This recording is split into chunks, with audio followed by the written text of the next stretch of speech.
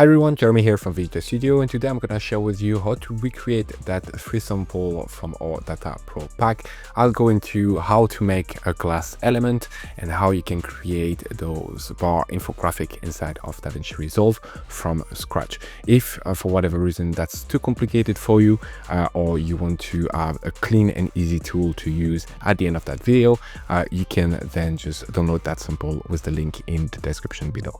So without further ado, let's jump right into it. All right, so today we're going to be recreating that title, which is a free sample from our Data Pro pack. I'm going to show you today how you can create that glass element as well as basically that infographic bar chart layout.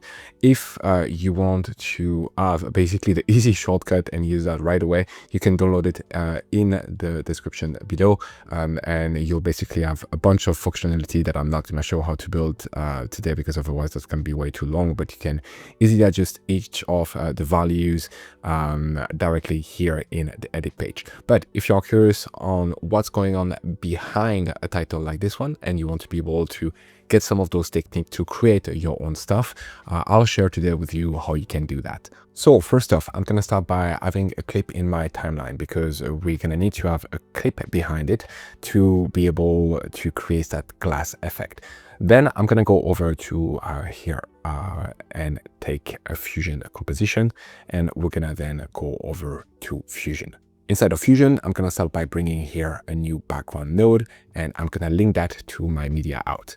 We're going to then reduce here the alpha channel down to 0, so we get that full transparency. So then I'm going to hit Shift Space on my keyboard and search for a new media in node, and I'm going to bring that in. Then I'm going to take the output of that and link that to my background. Now, as you can see, the media in node is red because it doesn't know what media to use, because there is nothing here in my media pool that is linked to that. So what we're going to do instead here in the inspector of media pool, we're going to select here background. And what it's going to do is simply bringing the background that is below our Fusion composition, which means that now if I were to use any other footage and now we're bringing that footage, now under my Fusion composition, whenever I go back to Fusion, it's whatever footage that is below that. So that's how we're going to create that glass element. That's the basics that we need. So now what I'm going to do is bringing a new background node and linking to that rectangle.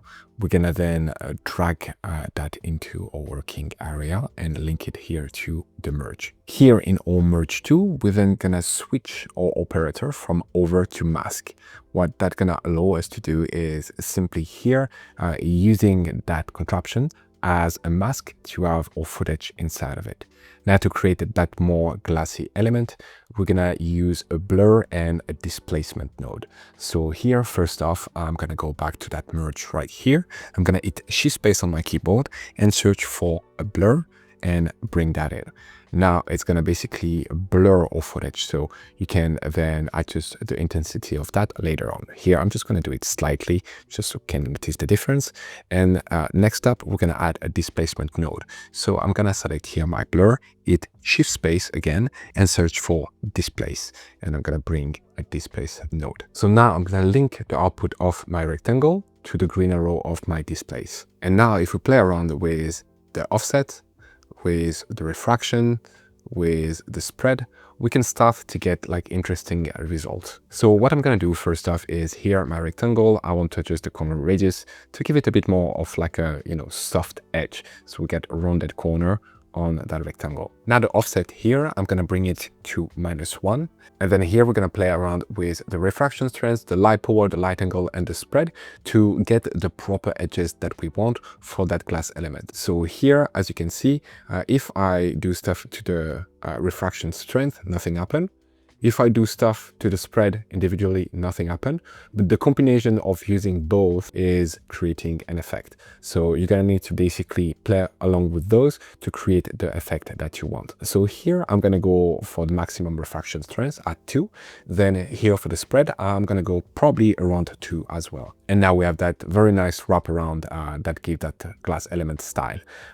Then here for the light power, I'm going to increase it as well. So you have a bit more of of that reflective aspect. So here I'm gonna go around 3, and then I'm gonna bring the angle at 290, but it doesn't really matter. It's really up to you. It's just what I've used before. As you can see, it just switch around things where the light is hitting that glass element.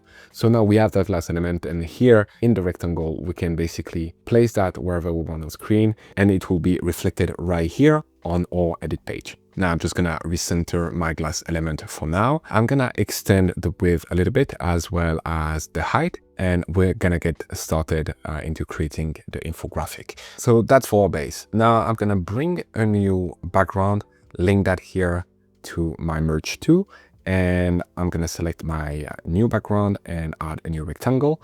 We're gonna use that to help create the container for our bar later on. So I'm gonna do the same thing here and increase the corner radius so it fits the aesthetic of the box that we've created earlier. I'm gonna then also reduce the level so we can keep the transparency, but it's basically acting just as like a shading element. And I then just gonna adjust the size of that a little bit. We'll just come back to that later on anyway. But right now, basically, we've created the container. Then I'm gonna go and bring here a new text node. I'm gonna link that up to my composition as well. And we're gonna just write infographic for now. I'm gonna switch the font to Poppin, which is a font that I really like to use generally. Right now, bold might be too much, so we'll just gonna go for maybe semi-bold, and we can reduce the overall size and bring that up for now, and we'll again come back later to make most of the final adjustment in the layout as soon as we have all of our elements inside of the composition. So now we're gonna create the vertical and horizontal value. To do that, I'm gonna do the same thing, and here I'm gonna bring 2 new text node to create those. We can then link the first one here to our composition. I'm gonna change the font again for Poppin. This time we're probably gonna go for something thinner, so maybe choosing a regular. And what we'll do is creating the percentage value right here. So what we're gonna do is here inputting the percentage value. So I'm gonna start with like 100%, then I'm gonna do 80%, then 60, and then 40, 20, and finally 0%. We're gonna then adjust the overall size so it's matching up what we've created so far, and we basically can create more spacing between those by adjusting the line spacing. So here I'm gonna spread them a little bit so it's aligned up properly with the top and bottom of my container. I'm gonna then move that aside, so I'm gonna just move them here, and I'll put the anchor to the right side. That way, if we end up down the line changing those values, it's going to be anchored to the right side and not move around too much. So I'm going to do that. Let's say here, that's pretty well centered. Already right now I can start to bring back my rectangle a little bit more over here, so everything is properly centered and aligned well. I'm going to do the same thing here with my header and start to adjust a bit the size so it fits a bit more right here, maybe slightly smaller as well. Here we go. I'm happy with that for now. And then finally, we'll create the value down below right here. So same thing, I'm going to take the text 3 here, link that up. And then here, what we'll be doing is using the tab spacing to create each of those value. So right now, I'm not going to create 12 value because it's just going to be too long. I'm just going to go for maybe 6. That'll be simpler. So I'm going to do the months of the year. So I'm going to here do January, and I'm going to hit tab on my keyboard, and that's just creating a new tab. And then I'm going to do Feb, hit tab again, and continue to do that for each of my value. Now I can reduce the overall size of each of those text.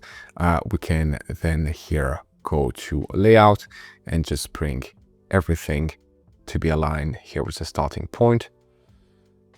And now we can adjust each of those tabs individually. So basically here, as we're adjusting the layout, the center position right here will be all first position and all the position from everything on screen. But then you can go over to text, and here for each of the tab that has been created, you can adjust the overall position. So here we can bring February closer, then we can bring March closer, so on and so forth. So you can adapt each of those.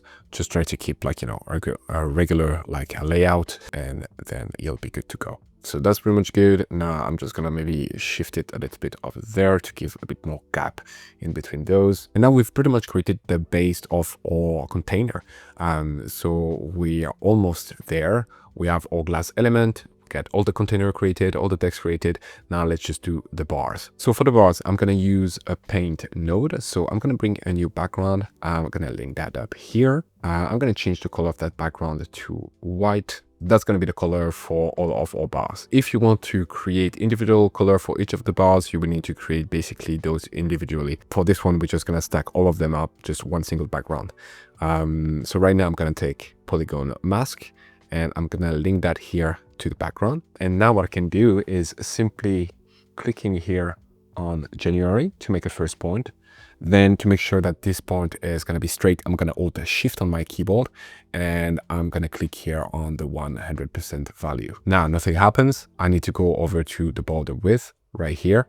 And now I'm creating my bar pretty much. So then depending on the style that you're going for, if you're doing stuff that are like straight, it's a non-issue that you've clicked like from point to point. You can then, like kind of zooming in a little bit to make those adjustments. Right here, as you can see, it's not properly lined up. Here, it doesn't really work with the edges of what we have. If I select, rounded, it's gonna poke out a little bit. So here you might need to just adjust the position of that point. Here, what you can do is clicking on close the polyline to finish that polyline, and then you can select all the points, and here it's publish point. It will bring you here the small adjustment, so you can make further adjustment to those. For example, here vertically, making sure that it's properly aligned wherever you want that to be aligned, right there. Same thing here.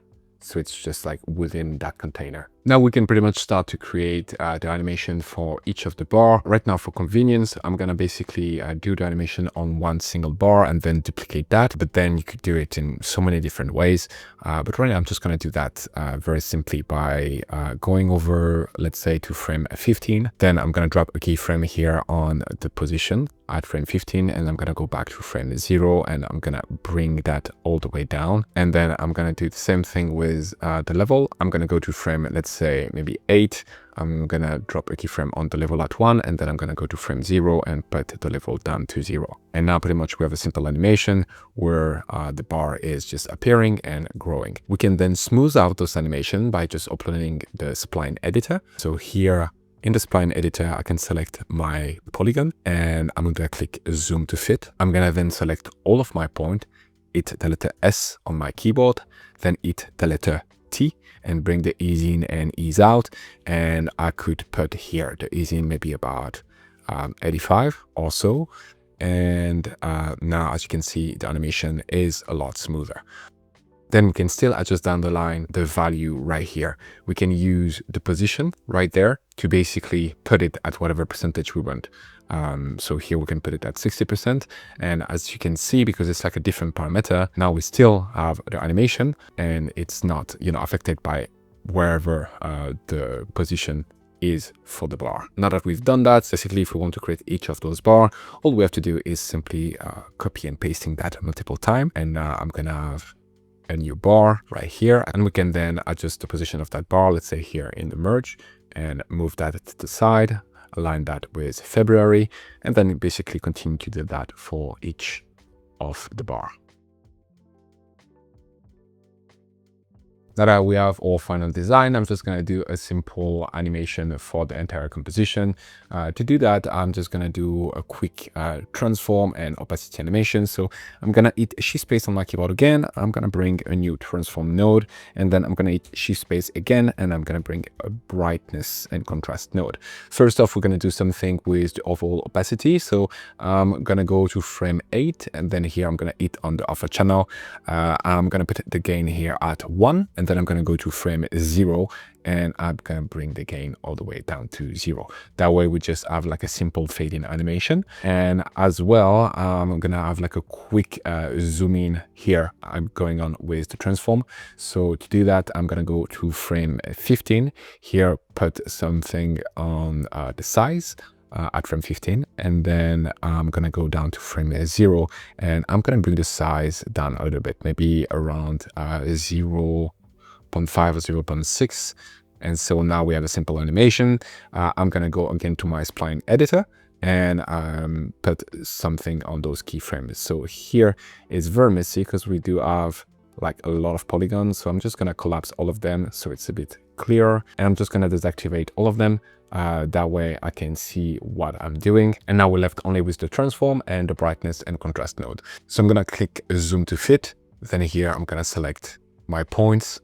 I'm gonna hit S on my keyboard to smooth out those curves and bring the ease in around 85. Now I could do exactly the same thing for the animation out, but right now for simplicity, I'm simply gonna drag that right here to create a fade-in animation. So basically right now our title at the end gonna just fade out, and that'll be good enough. So here we go. Now if we play it, we got our animation that is finished with the title coming in and then coming out. Again, if you want to export it for yourself, you can go on and do that. But we've created like a sample that got many controls that are a lot more helpful and simple to use directly inside of Resolve. And you can, adjust those glass control here to have similar liquid glass that we've created here. You can adjust pretty much anything right here, making it a solid as well. You have an added drop shadows. You can adjust, as I mentioned, the point right there automatically, which makes things a lot easier and faster on the day-to-day basis. Then you also have control over the animation length, the animation style. There is really like a lot that you can do with that title. Again, it's free. You can download it in the description below. And if you enjoy those kind of assets, we have a full pack available on our website at videoeditorstudio.com. I hope that video was helpful. Let me know if you enjoyed those kind of content where I'm breaking down how we're creating our assets, because I know that some of you are looking for understanding more of the technique that is going into creating those. So let me know what kind of asset we should create next and what you would like to learn in the description below. Thank you so much for watching, and I'll see you in the next one. Bye. Speed up your workflow and create better videos using the pack available on our website, including titles, transition, and templates built only for Davinci Resolve. Get started today by downloading our free starter pack that contains over 150 elements. Link in the description below or at videoeditorstudio.com.